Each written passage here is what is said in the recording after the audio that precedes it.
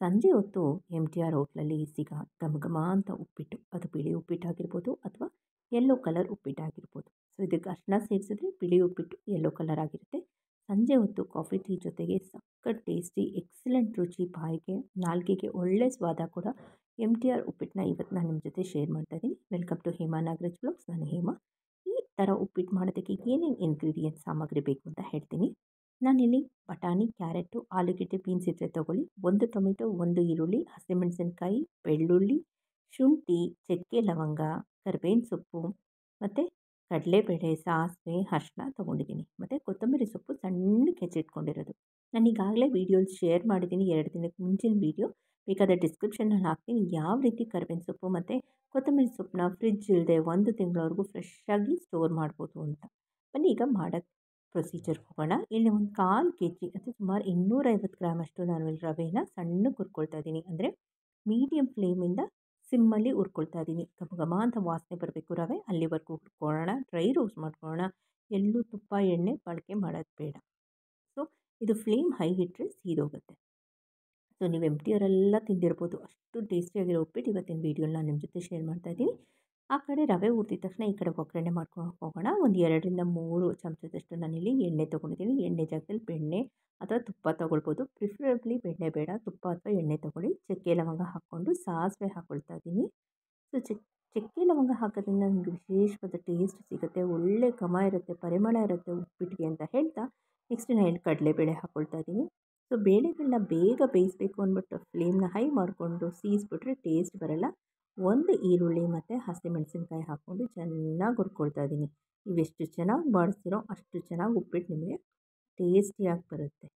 ಇದಕ್ಕೆ ರುಚಿಗೆ ತಕ್ಕಷ್ಟು ಉಪ್ಪನ್ನ ನಾನು ಹಾಕ್ಕೊಳ್ತಿದ್ದೀನಿ. ಹೊಸಬ್ರು ಯಾರಾದರೂ ಆಗಿದ್ದರೆ ಫಸ್ಟ್ ಟೈಮ್ ಅಡುಗೆ ಮಾಡ್ತಿದ್ರೆ ಸ್ಟೆಪ್ ಬೈ ಸ್ಟೆಪ್ ಉಪ್ಪು ಹಾಕ್ಕೊಳ್ಳಿ. ಸೊ ಹೊಸಬ್ರು ಯಾರಾದರೂ ಫಸ್ಟ್ ಟೈಮ್ ನನ್ನ ಚಾನಲ್ನ ವಿಸಿಟ್ ಮಾಡಿದರೆ ದಯವಿಟ್ಟು ಸಬ್ಸ್ಕ್ರೈಬ್ ಮಾಡ್ಕೊಳ್ದೆ ಹೋಗಬೇಡಿ. ನಿಮಗೆ ಅಬ್ಸಲ್ಯೂಟ್ಲಿ ಫ್ರೀ ಸಬ್ಸ್ಕ್ರಿಪ್ಷನ್ ಅಂತ ಹೇಳ್ತಾ ನಾವೇನೇನು ತರಕಾರಿ ತೊಗೊಂಡಿದ್ವಿ, ಬಟಾಣಿ ಮತ್ತು ಕ್ಯಾರೆಟು, ಅದನ್ನು ಹಾಕ್ಕೊಂಡು ಚೆನ್ನಾಗಿ ಹುರ್ಕೊಳ್ತಾ ಇದ್ದೀನಿ. ಒಂದಕ್ಕೊಂದು ಚೆನ್ನಾಗಿ ಹುರ್ಕೊಳ್ಬೇಕು. ಟೊಮೆಟೊ ಸಹ ಇದೇ ಟೈಮಲ್ಲಿ ಹಾಕ್ಕೊಳ್ತಾ ಇದ್ದೀನಿ. ಚೆನ್ನಾಗಿ ಫ್ರೈ ಮಾಡ್ಕೊಳ್ತಾ ಇದ್ದೀನಿ. ಸೊ ಫ್ರೆಶ್ ಬಟಾಣಿ ಇರೋದ್ರಿಂದ ಜಾಸ್ತಿ ಟೈಮ್ ತೊಗೊಳ್ಳಲ್ಲ ಅದು ಬೇಯೋಕ್ಕೆ. 2 ರಿಂದ 3 ಸೆಕೆಂಡ್ ಅಷ್ಟೇ. ಈ ಎಕ್ಸಲೆಂಟಾದ ರುಚಿನ ನಿಮ್ಮ ಮನೆಯಲ್ಲೆಲ್ಲ ಟ್ರೈ ಮಾಡಿ ಒಳ್ಳೆ ಸ್ವಾದವಾದ ಉಪ್ಪಿಟ್ಟನ್ನ ನೀವು ಸವಿರಿ ಅಂತ ಹೇಳ್ತಾ ರುಚಿಗೆ ತಕ್ಕಷ್ಟು ಉಪ್ಪು ಹಾಕ್ಕೊಳ್ತಾ ಇದ್ದೀನಿ. ಒಂದು 2 ನಿಮಿಷ ಬಾಡಿಸ್ತಾ ಇದ್ದೀನಿ. ಕೇವಲ 5 ರಿಂದ 10 ನಿಮಿಷದಲ್ಲಿ ರೆಡಿಯಾಗ ಎಲ್ಲರಿಗೂ ಫೇವ್ರೇಟ್ ಆಗ ಮಸಾಲೆ ಉಪ್ಪಿಟ್ಟು. ಇಲ್ಲೊಂದು ಸೀಕ್ರೆಟ್ ಇಂಗ್ರೀಡಿಯೆಂಟ್ಸ್ ಹಾಕ್ತಾ ಇದ್ದೀನಿ. ಅದೇನು ಅಂತ ನಾನು ಮುಂದೆ ಹೇಳ್ತಾ ಹೋಗ್ತೀನಿ. ಇಲ್ಲಿ 1 ಚಿಟಿಕೆಯಷ್ಟು ಅರಿಶಿನ ಹಾಕ್ಕೊಳ್ತಾ ಇದ್ದೀನಿ. ಅರಿಶಿನ ಹಾಕೋದು ಆಪ್ಷನಲ್ಲು. MTR ಹೋಟ್ಲಲ್ಲಿ ಸಿಗೋ ಉಪ್ಪಿಟ್ಟಿಗೆ ಅರಿಶಿನ ಹಾಕಲ್ಲ, ಅದು ಬಿಳಿ ಉಪ್ಪಿಟ್ಟಾಗಿರುತ್ತೆ. ಸೊ ಈ ಥರ ನೋಡಿ ಸೂಪರಾಗಿರುತ್ತೆ. ಒಂದಕ್ಕೊಂದು ಚೆನ್ನಾಗಿ ನಾವು ಫ್ರೈ ಮಾಡ್ಕೊಳ್ಳೋಣ.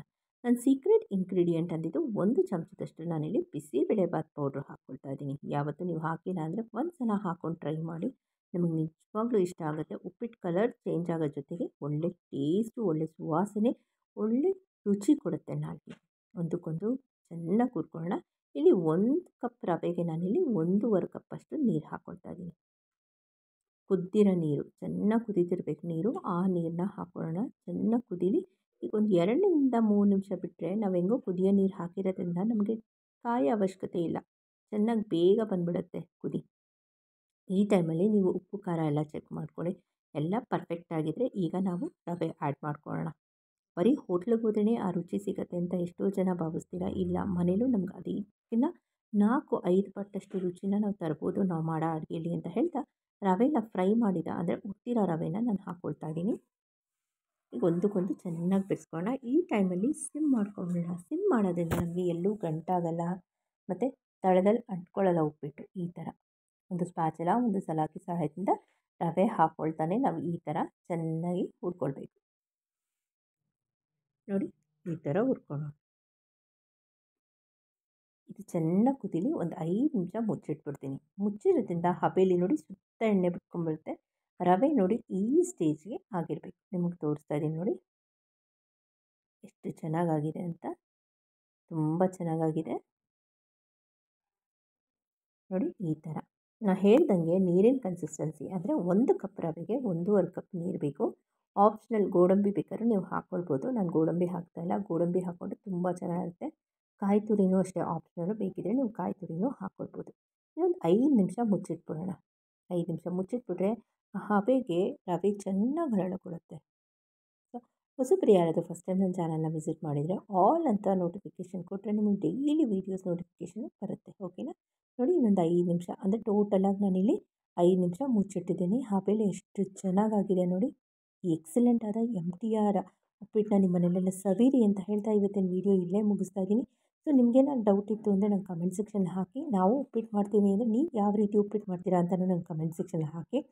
ಕೊನೆಗೆ ಇನ್ನೇನು ಅಡುಗೆ ಮುಗಿತಾ ಬಂತು, ಉಪ್ಪಿಟ್ಟು ರೆಡಿ ಆಗ್ತಿದೆ ಅಂದಾಗ ನಾವು ಫ್ರೆಶ್ಶಾಗಿ ಹೆಚ್ಚಿಟ್ಕೊಂಡಿರೋ ಸಣ್ಣಗೆ ಹೆಚ್ಚಿಟ್ಕೊಂಡಿರೋ ಕೊತ್ತಂಬರಿ ಸೊಪ್ಪನ್ನ ಹಾಕಿ ಒಂದು 2ರಿಂದ 3 ಸೆಕೆಂಡಷ್ಟು ಮುಚ್ಚಿಟ್ಬಿಟ್ರೆ ಆ ಹಬೆಗೆ ಇನ್ನೂ ಚೆನ್ನಾಗಿ ಅರಳುತ್ತೆ.